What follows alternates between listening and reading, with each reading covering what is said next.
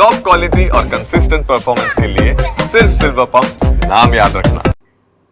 Online ખરીદ વેચાણનો એક ગજબનો કિસ્સો સામે આવી રહ્યો છે કે જેમાં છેતરપિંડીની ઘટના સામે આવી છે। આમ તો સામાન્ય રીતે લોકો ઓનલાઈન ઘણી બધી ખરીદી કરતા હોય છે, પરંતુ આ આખો મામલો ગજબનો છે।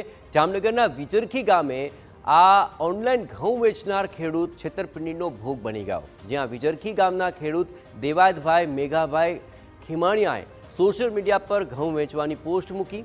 હિંમત ચોર નામના શખ્સે ફોન કરીને રાજકોટમાં પોતે ગ્લોબલ ઇન્ડસ્ટ્રીઝ ચલાવતો હોવાની ઓળખ આપી ઘઉંનો સોદો નક્કી કરીને 27 મેની રાત્રે અન્ય 2 શખ્સોને સાથે લાવી ટ્રકમાં 372 મણ ઘઉં લઈ ગયા। ખરીદીના રૂપિયા 2,04,600નો ચેક પણ આપ્યો, પરંતુ જ્યારે ખેડૂતે આ ચેક ખાતામાં ભર્યો ત્યારે તે બાઉન્સ થયો।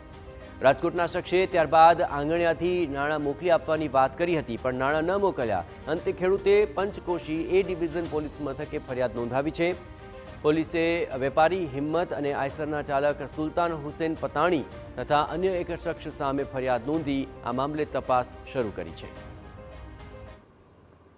બેંકમાં વટાવવા માટે મૂકતા એ ચેક અનુસંધાને જે તે બેંક એકાઉન્ટમાં અત્યારે એકાઉન્ટ જ બંધ છે અને નાણાં નથી તેવું જણાવતા આ લોકોએ ટેલિફોનિક ફરીથી આ હિંમતભાઈ ચૌહાણનો કોન્ટેક્ટ કરતા હિંમતભાઈ ચૌહાણે જણાવ્યું કે હું તમને આંગળિયા પેઢીથી પૈસા મોકલાવી આપું છું। ફરીથી એ બાબતે એમને સંપર્ક કરતા આંગળિયા પેઢી મારફતે પૈસા નહીં મોકલતા ફરીથી મોબાઈલ ઉપર સંપર્ક કરતા મોબાઈલ ફરીથી બંધ આવતા અવારનવાર તેમને કોન્ટેક્ટ કરતા પણ કોન્ટેક્ટ નહીં થતા અંતે ફરિયાદી દ્વારા પંચાયત પોલીસ સ્ટેશનની અંદર